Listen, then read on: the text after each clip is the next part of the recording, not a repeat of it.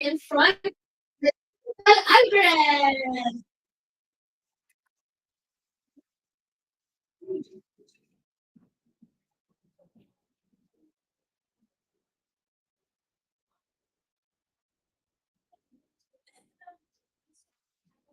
Thank you. So, medyo nagulat ako dun. Akala ko yung the second speaker. But anyway, surprise, surprise. So, hello, good morning. Nakapag-breakfast na ba? Okay. So, first and foremost, thank you, Devon Philippines, for the invitation. So, I'm very happy to be here and seeing all of you. So, I remember. So, by the way, I would like to apologize. Um, I'm not Tagalog. I'm a Bisaya, of course. Hindi lang sa akin kung saan ng Tagalog. So, yeah, I'm from Mindanao, as what was introduced earlier. I'm from Cagayan de Oro. Recently transferred here for work. But basically, I was in the Mindanao province. So, yeah, I'm not Tagalog. So, please bear with my Tagalog, okay? Right. So, for this morning, I will be talking about building people responsibility. I will be sharing my personal experience and with me. So before that, after the introduction earlier, I would like to tell kasi parang sabihin niya, "Ay, sino ba yung nasa parang, no, is she eligible to talk about what she's talking there?" So I would like to introduce myself briefly. Okay. So I'm Isabella, if you call me Isay. So if you're, I don't know if you're long, my nickname was from Julian's movie, Isabella. I think you're so Isay was not my original nickname, and then they just gave me that nickname because of Julian's movie, Isabella, and then I think Isay. So currently in the business development team for tech community for Zip Technologies. And there. I'm co-lead for Mindanao program, also um, advising them for CDO as of the moment. Quick background, I graduated with a degree in business information systems at the University of Mindanao. Yes, wala pa natin ngayon Mindanao. Tatlo. Ito yung mga ito yung Cagayan de Oro. So, sharing with you also, I was also a there was the student council president, I was on the museum president, president. It was a very small village. So, and I think this was one of the reasons this opened to me um, the door to be involved in the tech community. So, unlike sa Manila, tech communities in CPO are not that big. We have a very small community in CPO. So, more information about myself, please. So my experience, I worked with two universities. I was a college instructor at Xavier University and Oregon State University. I worked, okay, I did not create four startups, but I worked with four startups. So all of my working experience was all startups. So I know my four startups. So imagine trauma and frustration. So, malalaman niyo yan if you I'm not discouraging you guys. And I also own a very small food business back home.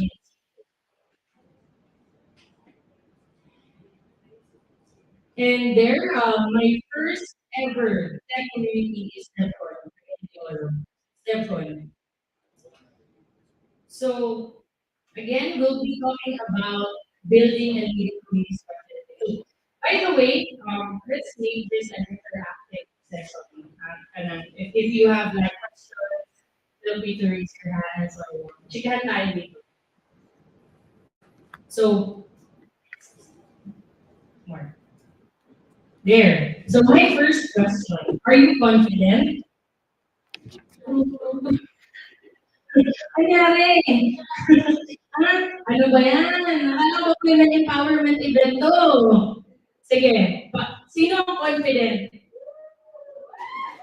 Taas kamay! So yung hindi nagtaas, um, medyo shy. Sige, let's build that confidence, no? Kasi dito sa Delapan, dapat makakalat ng tayo. Di ba?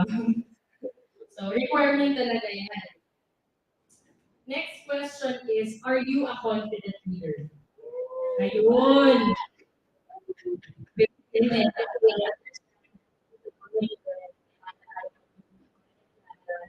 Okay.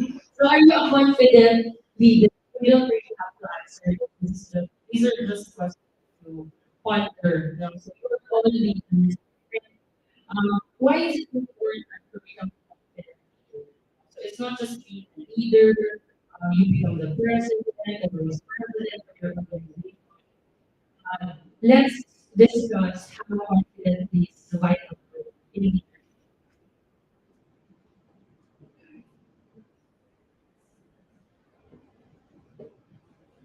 there.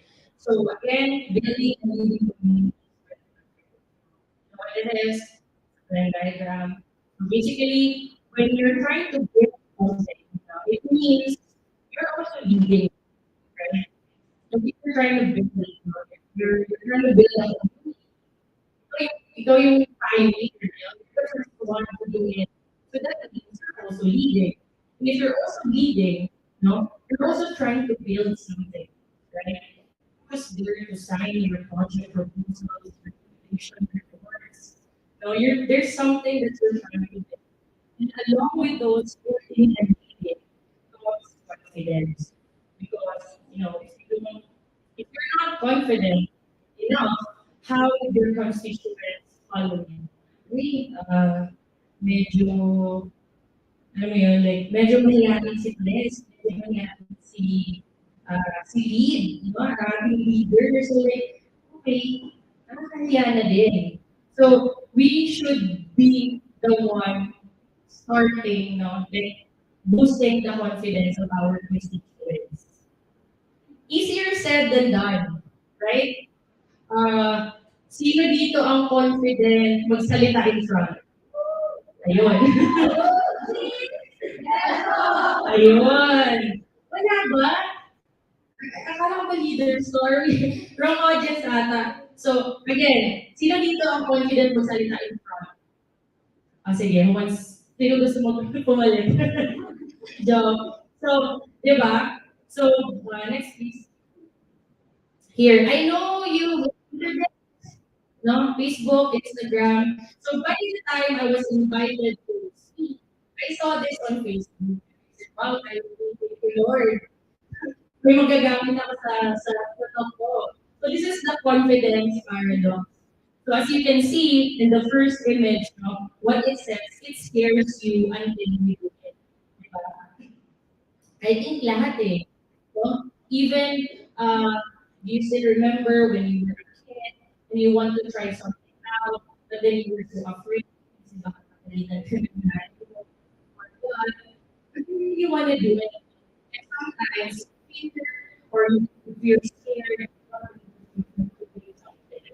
then the second image, then it makes you confident. Ibig sabihin, you conquer the fear, and then you realize, ay, kaya ko pala. Diba? Kaya ko pala. So that's the paradox. Na we all want to be confident, but the only way to do this is to make yourself vulnerable. Diba? Because something you change is very scary. Doing something that you're not used to, doing something that you're not comfortable is something very scary, right?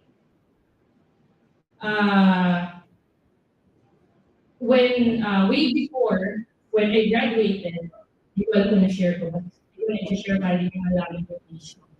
para magka-age lang tayo dito. So when I graduated, I really wanted to go to Manila. But then, I was so scared. I was so scared. And yeah, eventually I was not able. And fast forward 2 years later, now I'm here. So the path to that confidence, no, lies doing hard, scary, and uncomfortable things. Imagine, hard, scary, and repetitive. Diba? Like, why would I even want to go to that? Diba? May comfortable path eh. But kailangan mo mag-decide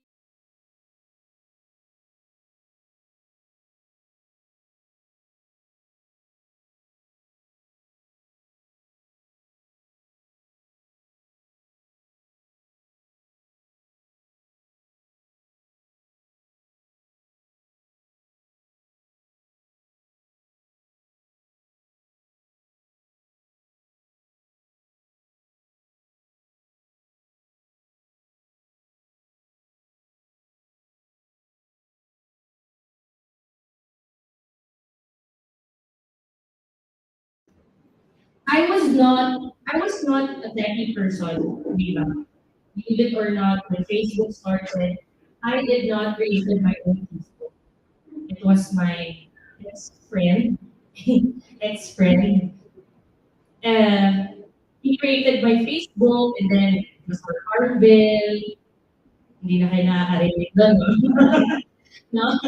Yung Farmville kasi nasa app na ngayon eh. So before that, that was our Facebook. We were playing games, Pet Society, Friends for Sale, you know? So that was before. And my first, uh, my dream actually talaga was to become a chef.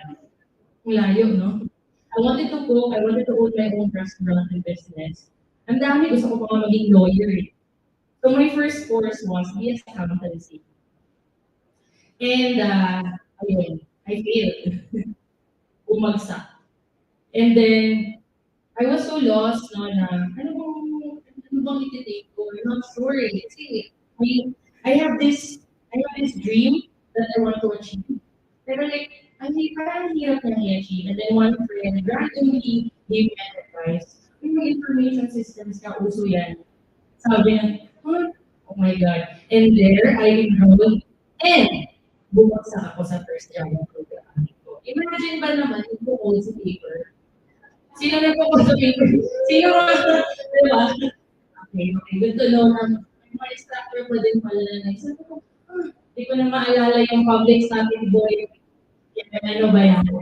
So doon ako bumagsak kasi pagdating ng exam, imbes na mag-focus ako doon sa logic, sa code, minimemorize ko yung public static void, ano yun, hindi ko na maalala.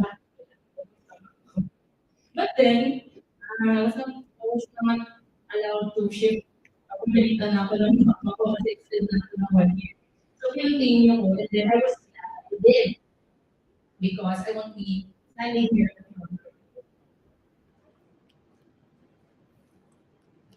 Next. So, again, now how confidence plays a vital role in leadership. So, confidence, it's not just a personal trait. It's a skill. It's not something na inborn. Kung pinanganak ka, confident. Diba? Those kids na confident, they were home.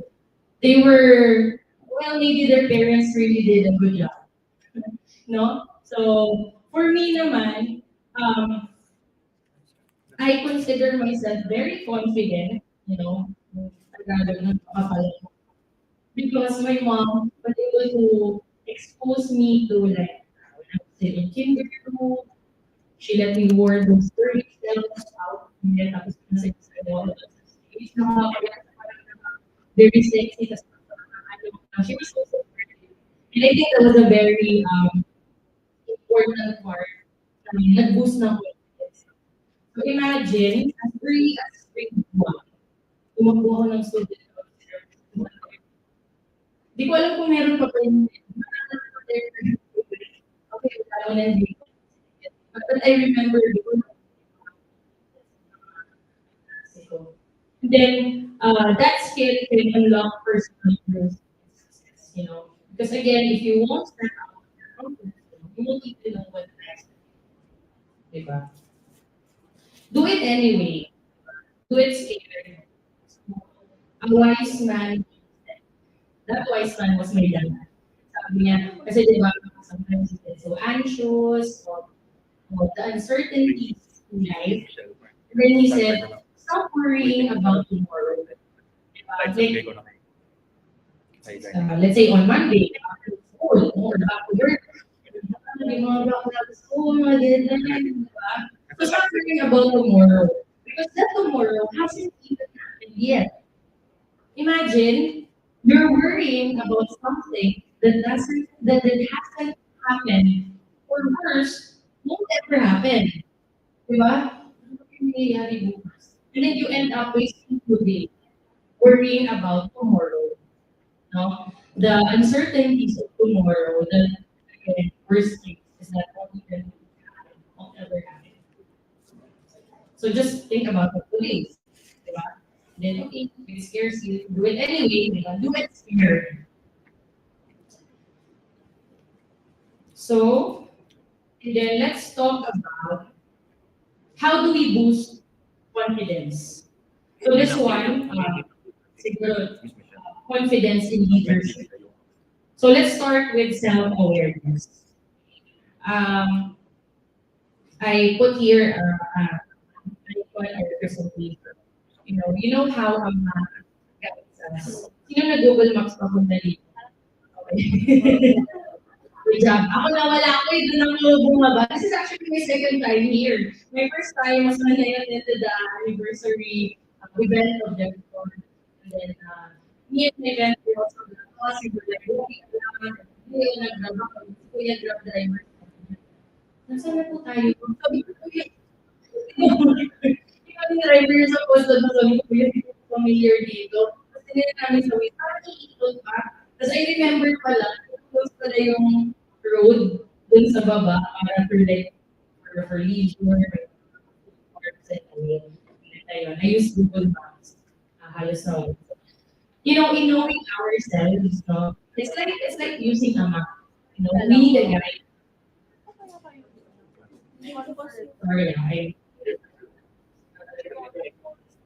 Manila pollution is so as a provincial girl. So not literally a map here and there, but more of like guiding to know more of yourself, know your strength, know your weaknesses. What are the things that you need? Diba? What are the things that you might lack? You know, it starts with self-awareness. You need to know yourself. Speaking from the mirror, uy, kumusta ka na? Diba? Pinagdadaanan mo. Diba? So, think about the times when you're at school. Think of the times when you haven't felt good. And what were you thinking? What were you doing? It's really like a general getting to know yourself. Get to know yourself. Uy, may ka-GPQY, ano dito, getting to know. Ay, hindi ko na ba alam yung term na yan. No? So, let's start with ourselves. Because it's so hard to lead people if ikaw mismo hindi mo kilala sarili mo. Diba? Understanding yourself helps you focus on what you're good at. Accept what you're not. Diba? There are things that we can do and we can't do. Doesn't mean na hindi mo talaga kaya gawin, but you have a strength, you have your weakness. And challenge any negative thoughts that may stop you from feeling confident. Because that's where we most of the time feel down. If there's something na, oh, this accept, di ko talaga kaya to. And I will strive if I really want to do something, I really want to do this, I want to be a leader, I want to become a part of the tech community. And I teach myself. I try to learn, I try to grow. There are a lot of resources available. Be mentored by someone. Next is Setting realistic goals. So as you can see, no, there's a ladder. Uh, when we're trying to set goals, sometimes overwhelmed tayo. When you become this, oh my God, paano ko ba ito gagawin? How do I achieve all of this in a very short span of time? Kasi konti lang yung time natin dito sa mundo. So that's why I it's a representation of how we set goals. One step at a time. Okay? You climb that ladder one step at a time. One goal, one goal, one goal. And then eventually you reach all those goals. Okay? So instead of saying that I will become a fearless leader, maybe I'll be an alpha type, mga safety dito. Ayun. Yes. Kita niyo, safety. Diba? So instead of saying, I'll be that strong leader, diba? Why not start with, how can I become a strong leader? Diba? I join events, I get mentored, I try to learn as much as possible, and I try to grow. What's that? What's the Tagalog term? Unti-unti. Slowly. Slowly but surely, yung Bisaya, that's may mga Bisaya doon. May love sa men. Onti lang kami sa mundo. We are, never mind, politics jokes. So achieving small goals give you sense of accomplishment, di ba? Celebrating small wins, kaysa naman wala ka talagang no win. Di ba? Because you try to like overthink all of the goals that you want to achieve and end up not achieving any goal. So by the time you accomplish one small win, di ba, it makes you more confident to go or to achieve the bigger goals. Next slide. Next is continuous learning and growth. No? So you can see here, like a plant that needs watering, and that's how leaders should also be. For a plant, you need watering all the time. Okay? Not because you've reached that very high level of leadership role. Okay na ako, I feel like I'm very good na. I feel like kaya ko na lahat. No. When I graduated, there are three words that really stuck on my mind. Ilang years na ako graduate, but that stuck on my mind um, up until now. Sinabi ng instructor namin during our graduation ball. No? Those are just three words. Never stop learning. Diba? No matter how old, no matter how successful, you continue to learn. Especially in the tech space. No, medyo mabilis yung pace. So you continue to grow. Try learning a new hobby or a skill. It doesn't necessarily have to be like, okay, this is seryoso. Ano mo full-time leader talaga ako. So I'm gonna join the leadership bootcamp. I'm gonna study all LinkedIn courses. I'm gonna study all Udemy. Ano ba yan? Yung boring naman ang buhay niyo. Try also some other stuff, okay? Like, I don't know, some wall climbing, some martial arts, or maging runner, diba? Try something, try doing something that you've never done before, even if it's scary. Again, as what I mentioned earlier, stepping out of your comfort zone shows how capable, how shows you that you're capable of more than you think. Alam mo yung feeling na before doing that thing, akala mo hindi mo kaya. Diba? Then when you did the thing, kaya ko pala. Neck break. Diba? And it boosts your confidence in the moment. Ang hirap pala maging confident. Ang dami kailangan yung gawin. Yeah, that's reality. Again, it's not a personality trait, it's a skill that you need to own. And lastly, positive self-talk. Ako po, ito yung dangerous na case. Pinakausap mo yung sarili mo. But in a positive way. No?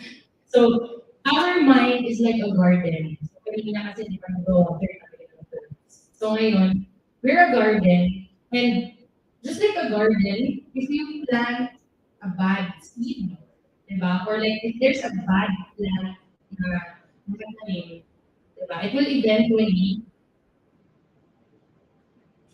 sorry, I don't know the Tagalog word, but it will eventually affect all of the other plants there, you know? They might die, they might wither, right? But if you plant healthy na mga flowers, no, your garden will bloom. So same with our minds. As much as possible, let's try to plant positive thoughts. Kaya ko to. Kahit hindi naman. Kaya ko to. Hindi na nakita ko. Kaya. Diba? Ganun lang yun. So instead of saying, di ko kaya, let's say, yes, hindi ko kaya, pero kaya. I'm not good enough, but I will improve. Eventually, I will learn this, I will improve, and I will achieve that. Easier said than done, no? Parang ang dali sabihin, just be positive, no? So, positive words can change how you think about yourself. Even when our emotions get in the way, right? Like, pag tayo, wala na sila nakakalaman.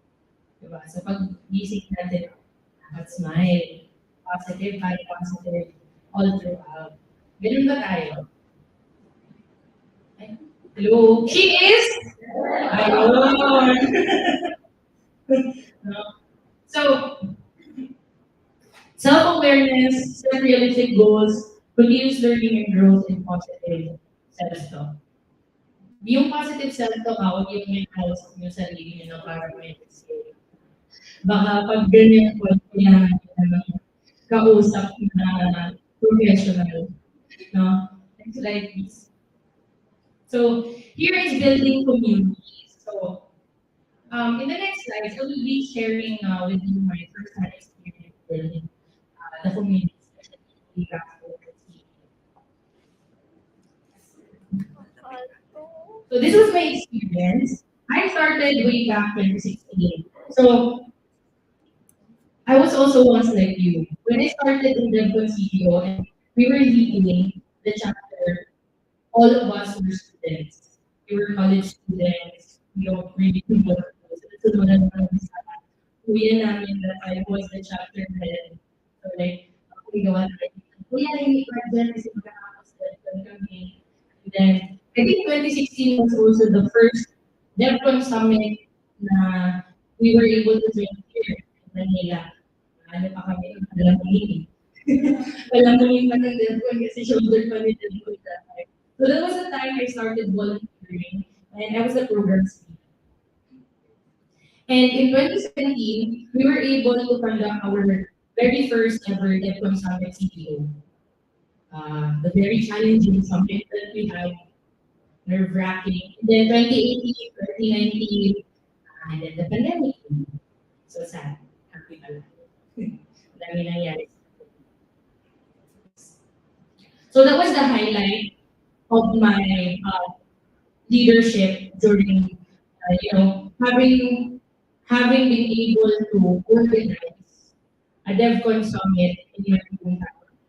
It's something that I'm very proud of. So this picture, this was the very first. It was in 2017. Um, ano pa, this was in 2018, and this was the last, 2019. So yeah, we grew. We could have been more other could have been. But anyway, so that's why we're also happy that we're Mindanao Summit this year in collaboration with all of this Mindanao chapters.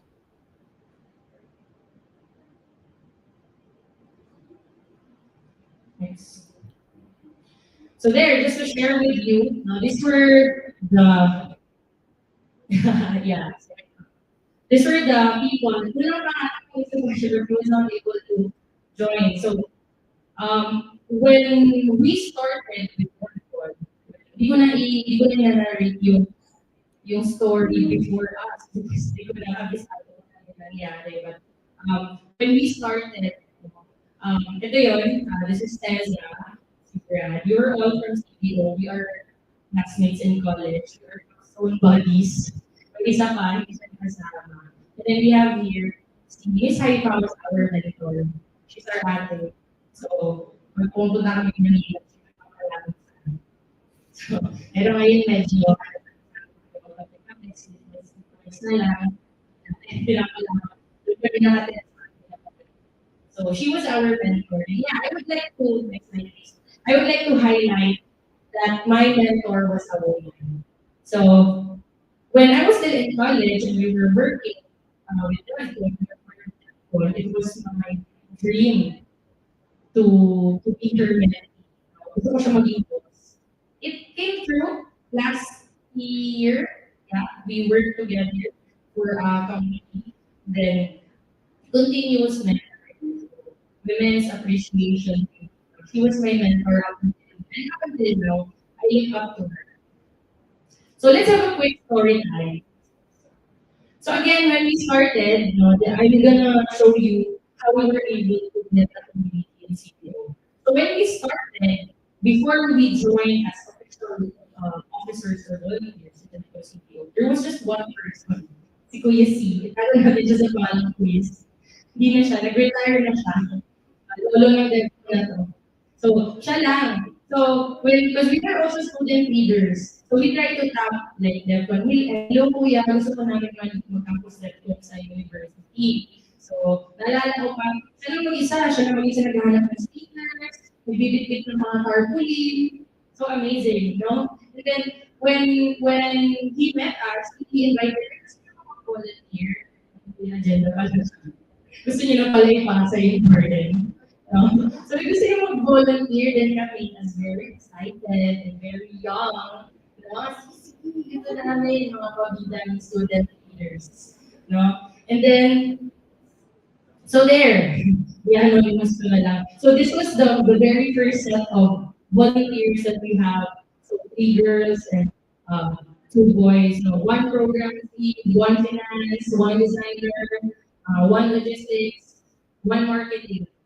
Yeah, so for like a few months, it was just us five doing all of the events, doing everything. So speakers, of course, with the guidance of speaking, kasi mas may whenever siya, CBO, we were asking him, Kuya, anak naman ng speakers, di ba?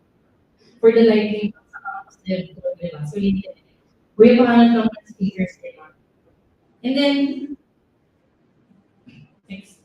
So, from that, I'm also proud to say that it was not just CBO that we organized events and programs. We also tried to reach Usamis, search niya lang sa Google Maps gano'ng kalayo.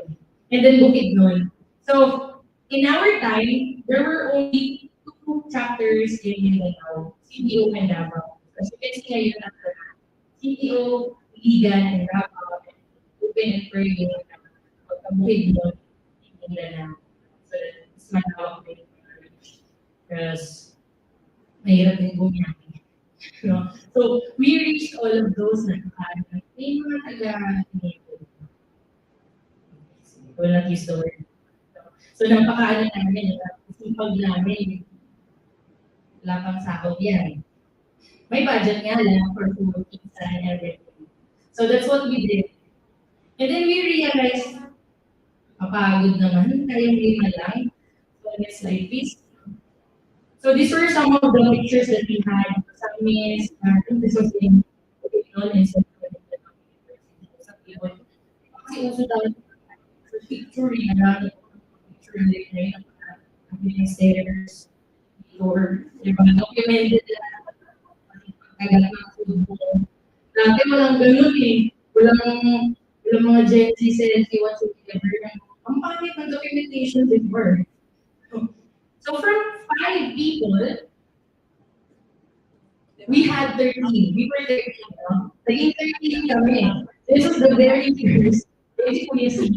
Ito yung kuya namin. And this was the very first volunteer meetup that we had. So we were 13 volunteers. And this is a mix of professionals and students. Medyo awkward kasi kami. We were leading the organization and they were like studying professionals. No? And these these are people who are very willing to grow in the community. The reason why you guys also want to join communities or volunteering. But you want to learn, you want to network, you want to grow. Okay, next. So from 13 to 24 kami in a span of months. This is a mix of volunteers from CEO and the Budulan. Even for your context, Eden is just um, 1.5 hour bus ride from CPO. Uh, parang, ikaw yung kalsada mo. So, we can 24 volunteers. So, that's how we grew. No? And of course, our community very active. No, we're very active. Monthly programs, monthly comes everyone. There are here and there, speakers and all. No? And then for the from 2016 to 2020, the pandemic happened, and then of course next. So there, these are the volunteers of our DevCon Summit. So may mga volunteers and volunteers na actually, the chapter head right now is actually volunteers here. As a 20, he started as a volunteer for the chapter. The current chapter head, wala siyang choice eh. Pinigil na namin siya. Next.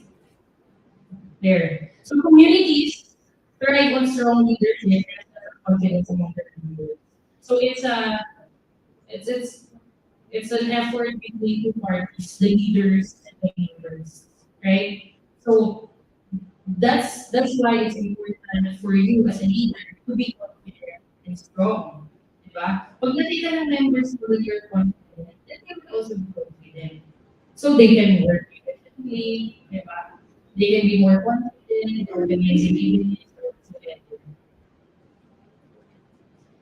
Next is, ayun, so just a quick, foundation. So what's a foundation? First is, there's a shared goals and interests. Diba? There, okay. So that's how communities thrive. Diba? You have a shared goal.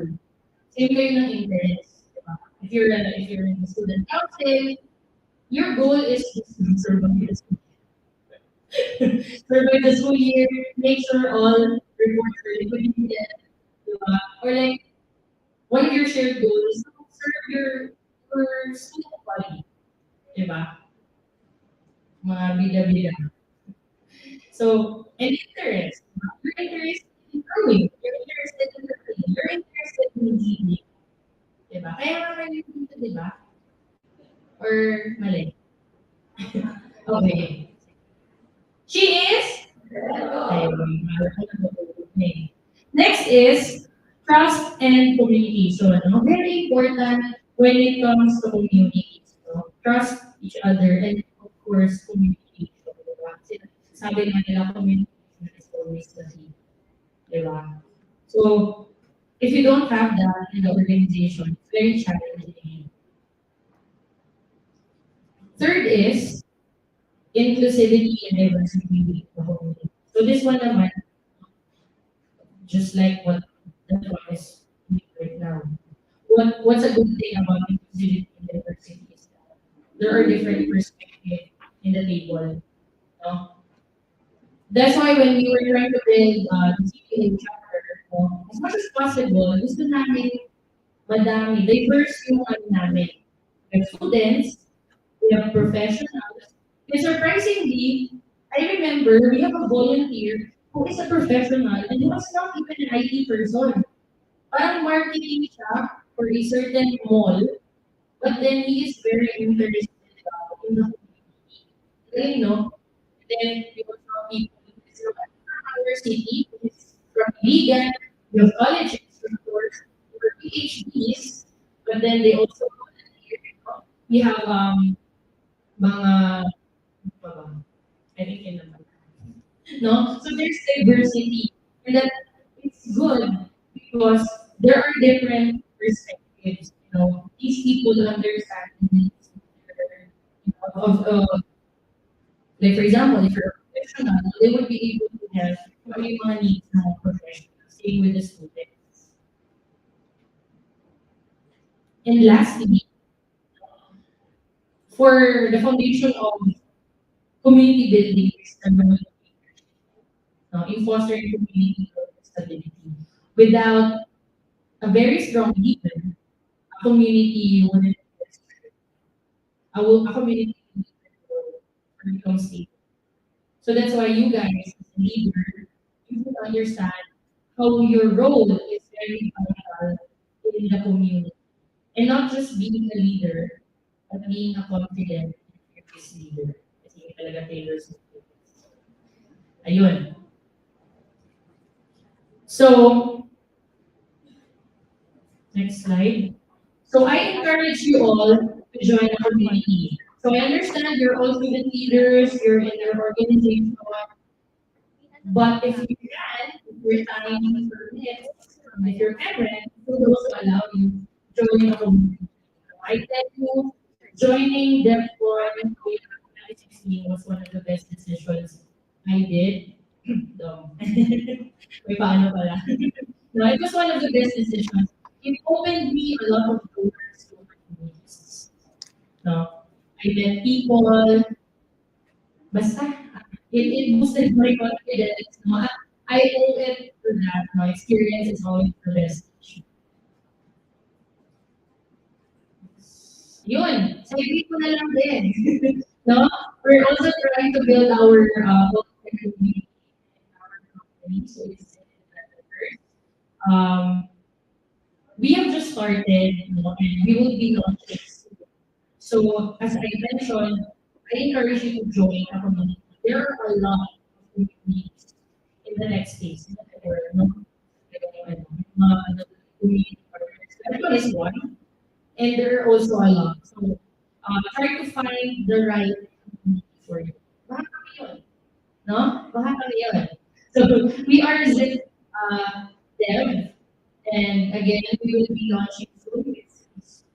So what are the things that you get from the community, of course, real world insights, beyond networking, of course, uh, get a chance or an opportunity to be mentored by uh, tech professionals, future experienced professionals, and of course, latest tech trends and innovations.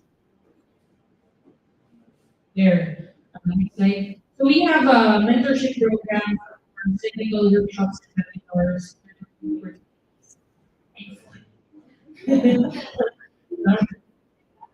Ini, ko din as I joined. One of the best parts of me sa or like pag-event. No? Pag nag-event kami, bumibigay sila ng budget. Diba? And we have also the resource centers. So if you're interested, next slide. So if you're interested to join our growing community as well, it can be started or you can visit our website It's still a working in progress. We will be launching soon. So if you sign up, you will be one of the first people who will get updated once we launch. And for those, of course, this is actually the first engagement that we have outside. And for those who will be signing up, we will be receiving exclusive orders as the pioneer people who sign up for Zip developers. So ayun, let's connect. Yeah, in Facebook and LinkedIn and as well as LinkedIn, our Instagram. Now you can also email me at psci@zip.ph or irs.ph. Yun, thank you so much. So I will be here until this afternoon. If you have questions or if you want to discuss with me, I will be happy to do so. Thank you so much, everyone. Thank you so much, Miss Isabel. So inspiring. Hope we will have a fun discussion to be joined by another one of our speakers. So, Miss Isabel, we would like first stay up here muna. We'll have a picture with Sir Dom and the director of the of course, si Miss Tina Bautista. And Miss Rachel Perez, yeah. Miss Rachel Perez with a BP Pro Growth. We'll have a photo op lang. And then yung token will be sent after. So, Sir Dom and Miss Rachel, please join us for a photo op. Thank you so much. Grabe, I really like it. So, for context lang, so, kanina kasi I remember guys with Saifa. So, I work at Eagle Valley. Miss Saifa's there. So, I'm also a mentee of hers. So, Miss Saifa, we were mentioned here. So, very inspiring. And I see myself in your short hair. No, I'm just kidding. First, you're going na yan.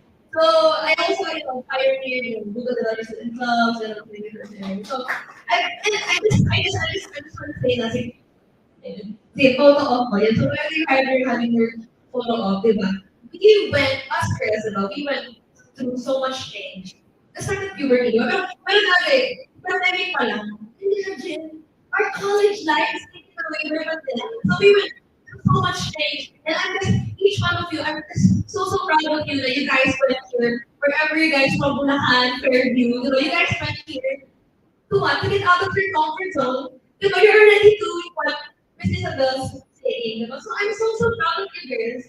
Diba, she said na for the community, the open doors. Pero what are you doing? You guys are the one opening the doors. So I'm just so proud of you guys. Again, she is. Diba, you guys are the diba? Tayo din mga next generation. Diba, mga gabi ko. You guys are the next generation. For the next Miss Isabel, and for the next speaker. Oh, say good.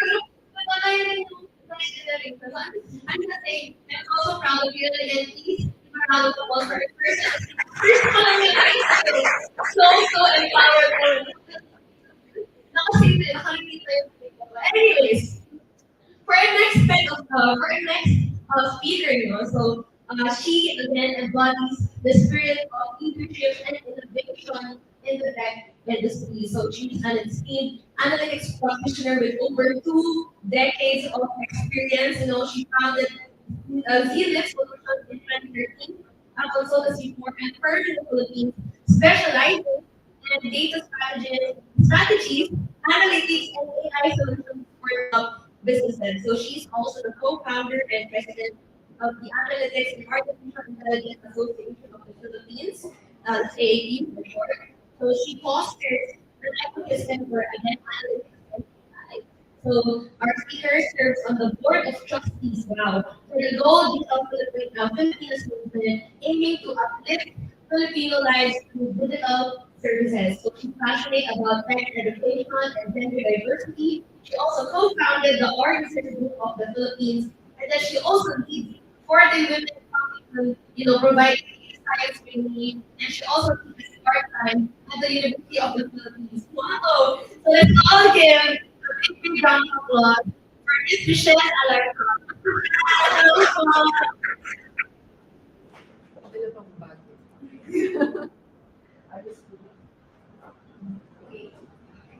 Good morning. Good morning, girls. Hello. So siguro kung ano, binanggit na I have 2 decades of experience, you were like, what? Parang di ba ako pinapanganak ko, nakikita ba tayo ng sa dulo? Okay. So, I commend you for showing up. So that's the first step. Not just outside of your comfort zone, but getting up on a Saturday morning, participating in this very unique and maybe all about tech. So maybe not all of your friends are interested in that, maybe just two, or maybe all of your friends here. So good luck. We need to bring more girls here. So we can talk about why it's yet for. Be part of a tech community, not enough community. Iba yun, di ba? Iba yun. And I've had my fair share of part of the community that even building community, just like these wonderful women, let's see some here earlier. Why is it worth it? Bakit worth ang weekends natin? Um, Calories from pizza. Why is that worth it? Right? Sige, while they're pulling it up. And so AI, of course, everyone is heard of AI. Analytics, yes. Data, of course, we heard of data. These are all related. And my life has evolved in data, around data. So, kanina, nabanggit din, I teach aside from my volunteer work, communities, and so on. I have a day job. I have a day job. So, in fact, I have 6 jobs. How do I manage that and still turn up at minutes on a Saturday morning? Because I love everything about data, the community that is around data, the people that are around data and make everything possible. But most of all, we have to find really why we do that, not just out of love, di ba? Huwag yung gagawin ng mga bagay-bagay kasi out of love ng mga girls. Alam niyo na, ibig sabihin nun, kailangan smart din tayo. So there has to be purpose around why I'm very passionate about data and particularly data for the Philippines. Okay, so the AAP, so the Analytics and AI Association of the Philippines, our mission is to have not just dream of a data-driven country. What does a data-driven country look like? So, are you satisfied with, ay, sabagay, wala pa kayong mga TIN number, no? Hindi pa kayo taxpayers. Grabe. Mga taxpayers eh. Yeah, but your families, everyone else that you know, do you feel as a Filipino citizen that your government is working for you? Are you getting you feel the services that you need? Are you getting proper health care from the government? Okay, may paayuda nung pandemic, but do you think that's enough? Right? So, yun lahat are, you would say they are what we call social problems. So, what am I doing here talking about social problems? Hindi naman ako community dev work or anything like that. I work in the data space, in the tech space. And you will hopefully realize that all